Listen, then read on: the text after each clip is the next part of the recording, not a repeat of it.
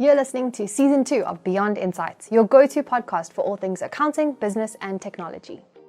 Unsure how to improve your leadership skills, or whether you're suited to being a leader to begin with?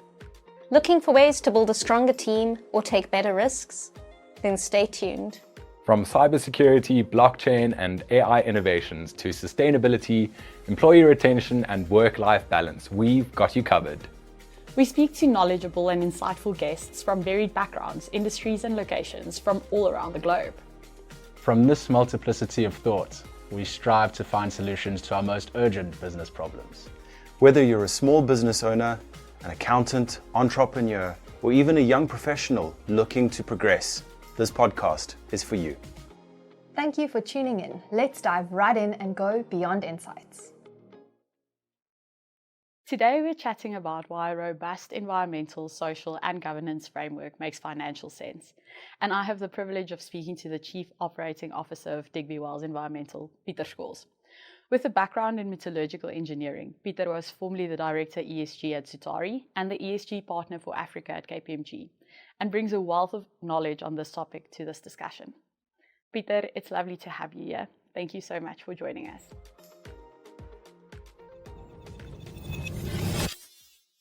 Hello everyone. As we mentioned earlier, we're in the studio with Pieter Scholtz. Pieter, welcome. It's a privilege to have you here. We're very excited about this topic. I am, for one. So to start with, you studied metallurgical engineering. How did you end up in the world of ESG, or how did it find you? Thanks, Lorica. Thank you for having me. ESG found me a little bit. Studying metallurgical engineering, I started my career on the coal mines in Middelburg. Lovely. As you would expect from a good metallurgical engineer. And then what happened one day is I was standing and looking at what the team was doing. Now, when you process coal, it's gravity separation. Yes. Where the rocks sink, the coal floats, long story. But what happens then at the end is the water with a very fine material goes into a processing piece of equipment that we call a thickener. Okay. Where the very fine solid material settles out, and those get pumped to tailings dams. Okay. What happened that specific day is there was something wrong with the system. And when a thickener stands, the entire mine stands. Makes sense. Can't process the garbage out. Yeah, so everything stands. And I watched the general manager, which sort of is the king on the mine, come, and he basically gave the instruction to say, I don't care what you do, get it back up and running. And I watched them drain the entire thickener into the Blesbokspruit, which is a tributary of the Oosthuizen River, which ultimately flows through Mpumalanga, Limpopo, into Kruger, into Mozambique. And months later, I was walking next to the Oosthuizen River on a walking trail in Kruger, and we saw all of these dead crocodiles. Now, you might be too young to remember that, I'm not sure, but there was a big environmental catastrophe in Kruger with the crocodiles, the fat in their tails hardening due to poisons in the water. And as I was watching that, I thought, is this perhaps from the mine that I was watching? And in that moment, I knew that I wanted to be part of the solution. Yes. Okay. It wasn't long after that where I got the opportunity to design South Africa's first zero effluent coal processing facility, which means no slurry goes anywhere. So no tailings dams that can break or pollute the environment. So I grabbed that, absolutely loved it. And then I was in the consulting business. So I designed a couple of other minerals beneficiation plants. And then one day my manager came to me and said to me, do you know anything about mine closure? Well, I will. We'll learn today. We'll learn. So the next day we went to a client, we had discussions, and we started helping them with their mine closure strategy. And that was where I, for the first time, really got exposed to triple bottom line sustainability. Right? So environmental sustainability, social sustainability, and financial sustainability. And I was fascinated by it. So for more than a decade now, that's the space where I've played. trying to help our clients to keep their businesses financially viable whilst at the same time maximizing environmental and social sustainability. And that's how I got into the ESG sustainability space. Oh, that's very interesting. I'm so glad I've never had a walk in the Kruger where I knew, like, this is my boss's fault to write all these animals. Well, I dying. suspected it. I know. But still, I think we all have experiences like that in our job that makes us realize we can't do what we're currently doing. We need to make a bit of a change. We have to be better. Yes, I will tell you about how I move jobs. So you mentioned the environmental and social and financial sustainability. Is there anything else in the ESG space that also happens in that scope? What else do you guys look after? So ESG comes from E for environmental, S for social, G for governance. That's all types of governance? That is all types of governance that ensures that you do your business in the right manner. Now, if you listen to Professor Mervyn King, one of the most incredible people you can ever hope to meet, he will tell you if you get the governance right, the environmental and the social part in any case takes care of themselves, right? But that's where ESG comes from. Now, ESG, I think a lot of people have this misnomer and they think about it very compliance orientated. Yes. So I think of ESG more from a sustainability perspective. So when we talk about ESG, yes, environmental, yes, social, but on the governance side, is what I'm doing ethical? Do I have all the right oversight in place?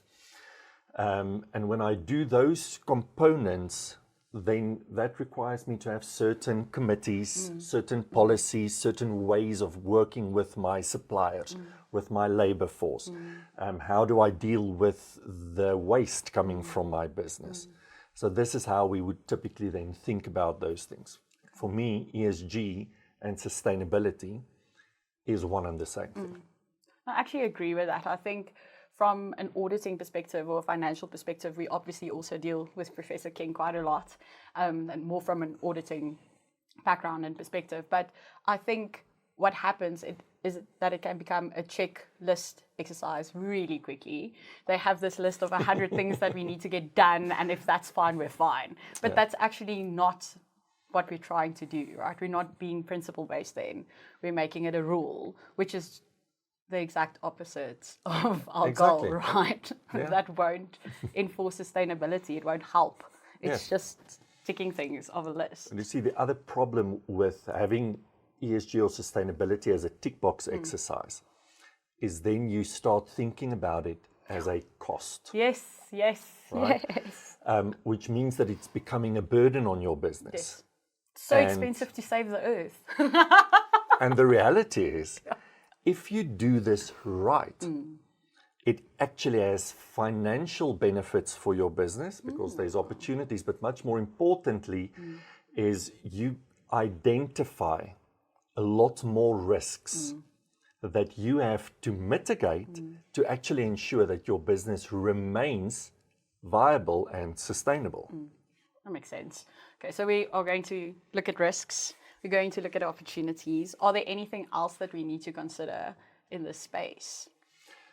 So from an ESG or sustainability perspective, if you know all your risks and you have the right mechanisms in place to identify the opportunities that could make your business financially better, more sustainable in the long run, not just from an environmental and social perspective, from a financial perspective, then you're doing ESG right.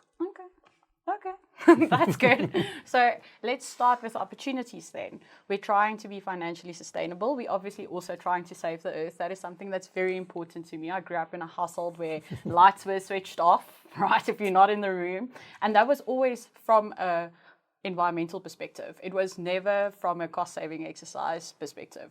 My mother, I also grew up close to coal mines, and I have this picture, and she can't remember this day, but I was reading in bed in the morning. I had woken up before the sun had risen, and I switched on my lights, and I was reading, and she came into my room when the sun was already up, and she was like, Lorika, do you know that there's someone at Duba shoveling coal into a fire to make this light for you. And I've never been able to get it out of my head, right? So I think if you grow up in that sort of environment, it's something that's very close to your heart.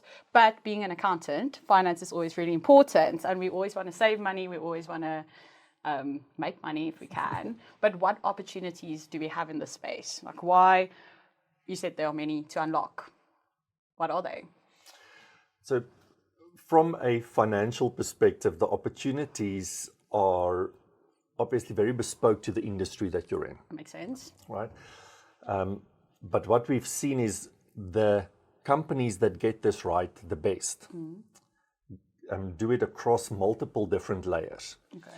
So they grow their top line. Okay. And the way this works is research shows us that sustainability-linked products generally have almost a 5.6 times bigger demand growth than non-sustainability linked products. Wow. Right? So for a lot of us, when we walk into a shop and there's two products next to one another, the one is a green product, the other one isn't. If it's the same cost, and even if it's maybe a little bit more, we'll take the one that is more sustainable. Okay. Right? So that is a big way that companies are starting to think about this. If you have a supply chain, or rather a value chain going into the European Union, you can get significant upside for products that meet the necessary sustainability requirements. So companies that think about this in that way can grow the top line. Okay. Right? But even if you can't grow the top line, there's ways in which you can grow the bottom line. Okay. So by implementing more sustainable measures of doing business, so transforming your the power that you use from coal-based power or gas-based power, which is better, to true renewable energy, in the long run has a viable business case. And if it doesn't, then you've probably done your project wrong. That's right? good to know. I'm going to remember that for future. Project is wrong if it's not working. There's very few of these projects where you transform your energy sources from fossil-based fuels to renewable energy that doesn't have a positive MPV, doesn't make financial sense, and doesn't specifically reduce your operating expenditure in the long run. Okay. How long is this long run? So the best I've seen is 12 months. I'm talking about large companies, yes. right? Others is 5 to 10 years. That's not even that long. No. It's actually quite quick. So, and we can talk about this for a very long time. The fascinating thing is there's very simple ways in which you can actually have all of this financed in a way that it doesn't come off your balance sheet. Off balance sheet financing. Love to hear it. Right?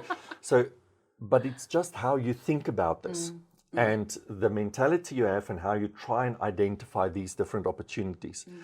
The other way in which to improve your bottom line without necessarily improving the top line is cost of capital. Okay.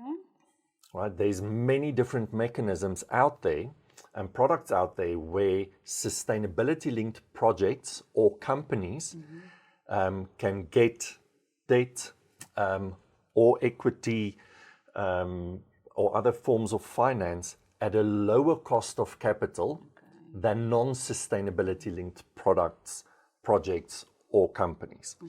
So now imagine if you can grow your top line because your products have been marketed well from a sustainability perspective. You reduce your operating expenditure because you've implemented the right sustainability measures, and your cost of capital is lower. Now you have whammy on whammy on whammy. You're hitting your equity 3 times. Correct. In a good way. In a good way. But there's 2 additional things that a lot of people miss.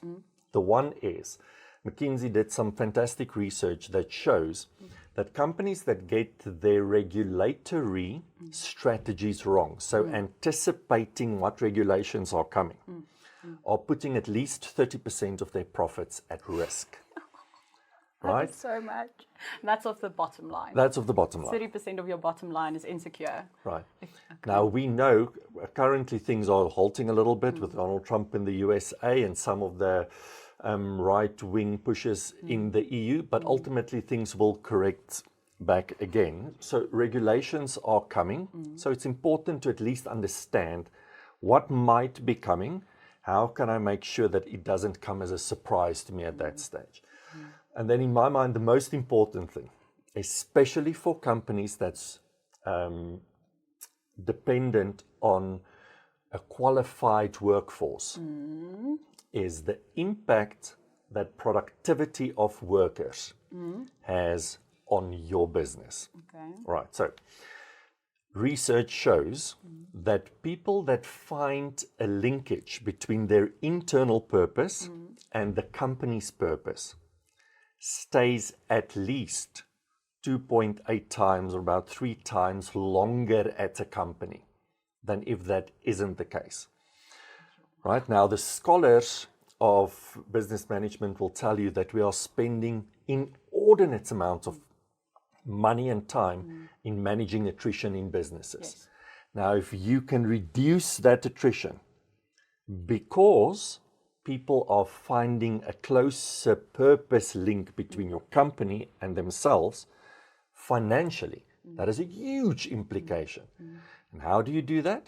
So 40% of millennials, this is about 80% for Gen Zs, right? The new group of people coming into the workforce in mass are looking at a company's sustainability performance to determine, are they going to work there or not? Right? Okay. Will they stay there or not? So from a productivity perspective, if you can make sure that your business is sustainable, does the right things, you're not only attracting the right talent, you're keeping them longer. You are protecting your profits at risk. You are growing your bottom line. You are growing your top line. Everything works for you. But that requires you to stop thinking about ESG as a tick box exercise and think about it of how do I integrate this in my overall strategy and execute it very deliberately and strategically. That makes sense. I think, well, being a millennial, being a bit younger, yes, we coal mine shoveling person at Duva aside, you think about these things, but I didn't think it would be as many of us thinking about it and staying 3 times longer just because you can link value. And in a generation where the other scholars say that everyone wants to jump, yes. Yes. That's right, all the time. If you can keep them for 3 years instead of for 1, you're already winning because you don't invest the money in searching for a new person. You don't have to incur that upskill cost every single time. Yes. You can reduce your expenses by quite a bit, especially if you're a large company who hires all the time, right? Okay. Exactly. So now you mentioned that you have to move away from the tick list checkbox exercise, but what will happen if you don't? So there's a couple of things that will happen, right? If ESG or sustainability for you is a tick box thing, firstly, it is almost invariably going to be a cost for you instead of an financial perhaps? upside asset. So like we've just discussed, right? But there's a couple of other things. If sustainability isn't intricately linked into the strategy of your business, then you have a very good chance of missing key risks linked to environmental disruptors and social disruptors. So to give you an example, right? If you have a manufacturing facility that's in a low-lying area and you do not already have plans of how you will make sure that if there's one of these flood events, that your entire premises are protected, it's unlikely that your business will be sustainable in the long run because more and more insurers will move away from insuring businesses against big climate events like flooding, right? Historically, we had 1 in 100 years flood meant it was once in 100 years. Now we have 1 in 100 year floods almost every year, every couple of years. So either your insurance is going to become ridiculously expensive or you will not be insured. Both are bad. Both are bad. So if ESG is just a tick box for you, then you probably don't have the plans in place to say, how will I protect my business against flooding? Some of the businesses in KwaZulu-Natal, when they had the riots, actually were protected by their communities, because the communities perceived the businesses as being to their benefit. Okay. Right? Now, if you get ESG just as a tick box exercise, then it is unlikely that your host community will think of your business as a benefit to them.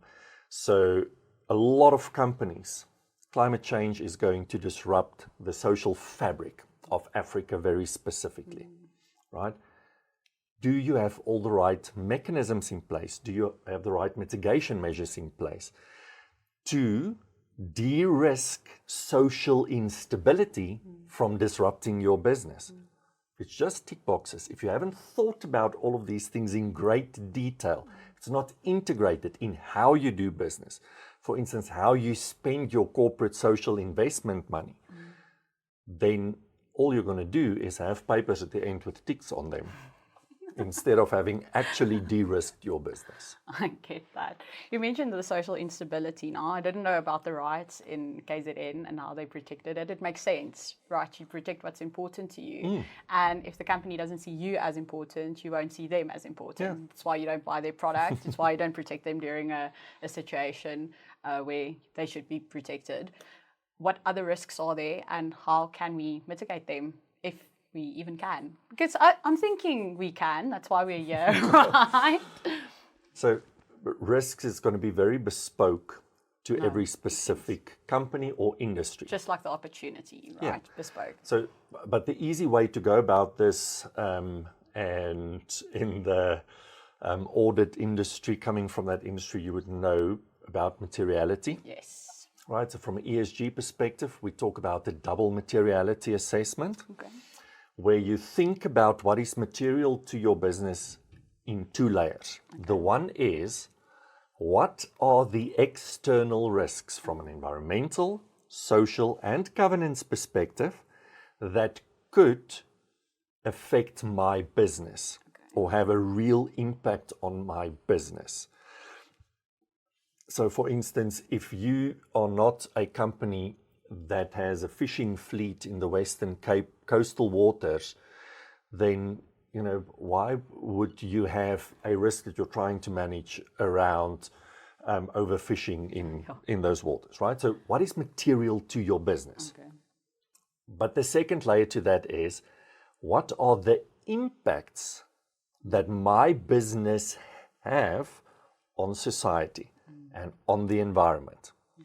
And with those two layers of materiality, you then identify what are all the considerations that you need to manage and monitor, and ultimately the regulations will have to report on.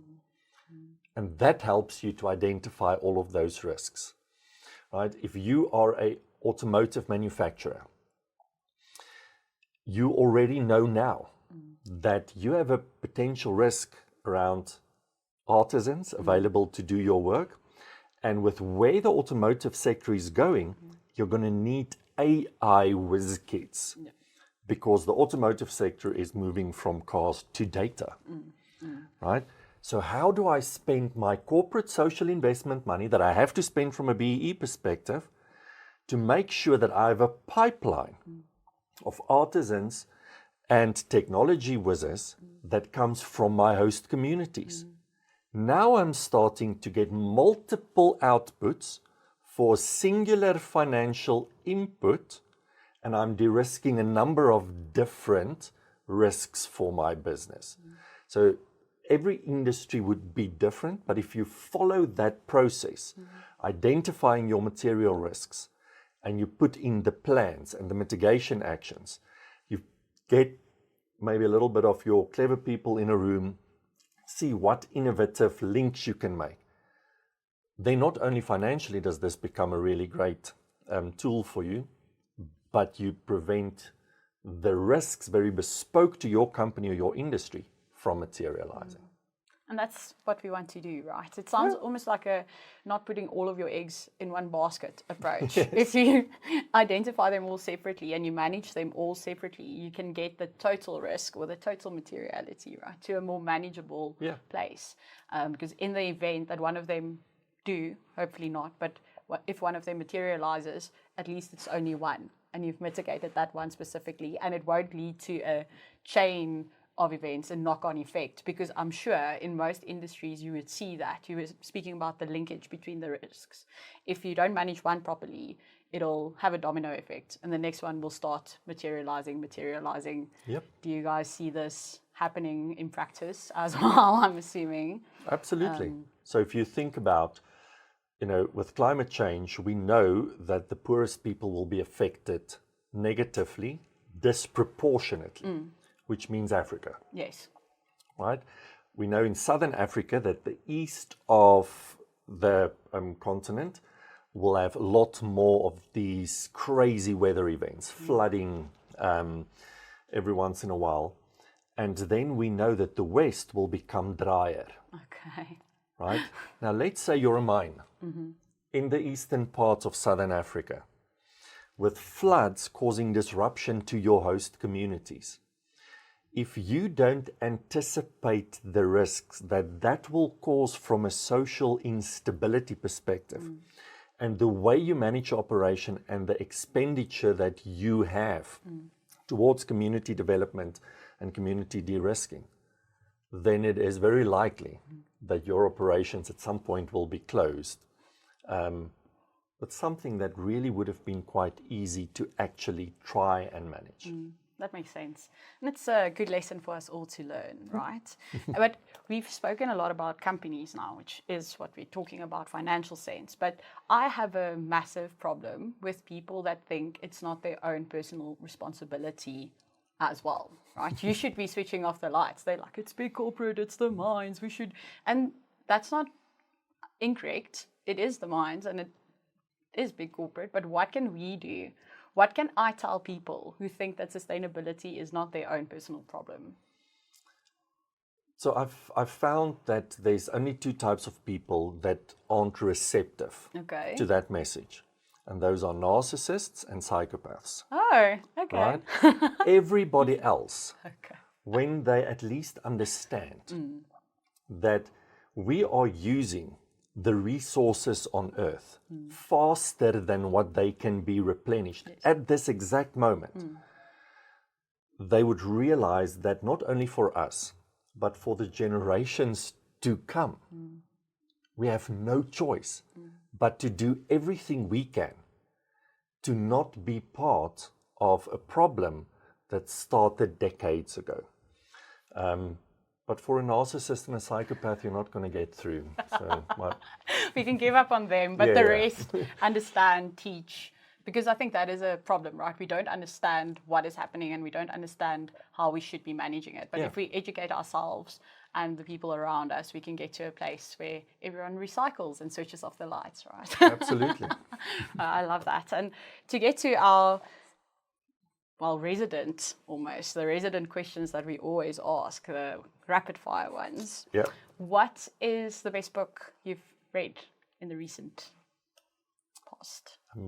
Pain Forms the Character, which is a fantastic book was written about the start of research and the immense input that South Africans gave to changing Marion Island and protecting the island and its ecosystems. It's a wonderful read written by Nico and Oosthuizen. Oh, I'll go. I've made my notes now. I'm going to go look for that. And are there any podcasts that you listen to regularly that we should give a listen to? So there's quite a lot at this stage when I'm driving long distances. I love to listen to There's No Such Thing as a Fish. Okay. It is a silly podcast with interesting facts and some wacky things going on, but it's just a nice listen. Some interesting factoids along the way. Okay. And what is the most valuable lesson you've learned in your career? you can never stop learning. That's a good lesson. No more learning is death. That makes sense. And to end this with, and I've had such a lovely time speaking with you about this topic specifically, but what is the key takeaway that listeners should have? Sustainability done right unlocks real value, not only for ourselves and for our companies, but very specifically also for future generations. That's perfect. One-liner we have the LinkedIn tag. Pieter, thank you so much for your time. It was a real privilege having you here. I really enjoyed it, and we hope to see you here soon. Thanks for having me, Lorica. Really appreciate it. Thanks for tuning in to the Beyond Insights podcast. Please like and subscribe on whatever platform you're listening to right now. And please share with any of your colleagues or friends or family members that you think might benefit from listening to this podcast. That's all from us. Until next time, see you then.